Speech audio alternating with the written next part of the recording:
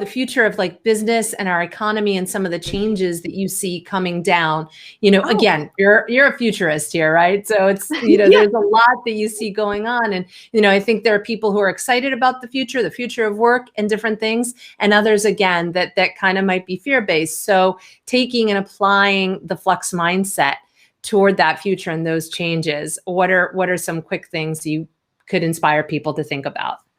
Absolutely. So, I mean, the simple way of putting it is when everything is in flux, everything can benefit from a flux mindset.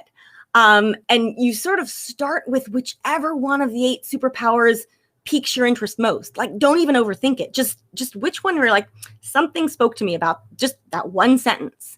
Start there and start peeling back your own onion in this regard. But one thing I always like to sort of remind people or land on, if you will, is that this isn't like we don't have a choice about whether or not there's more change in our future. There is, and we can't control that. We can only control how we respond.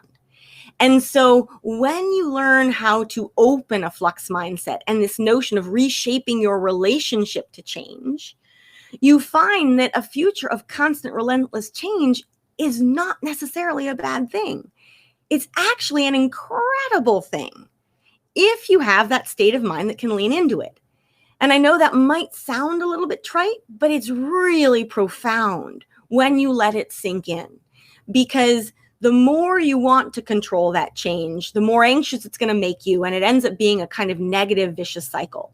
The opposite is also possible, which is the more excited you get about change and what it might possibly teach you and the new doors it might possibly open and the fact that it might bring you closer to your true self than the current status quo has seen you.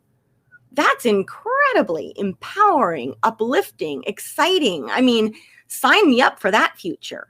And so that's where I think that's typically where I start these conversations. And that's also where I think we can probably end this one today in it's an incredibly bright future full of constant change, not all of it easy, but all of it really exciting and capable of being harnessed with a flux mindset.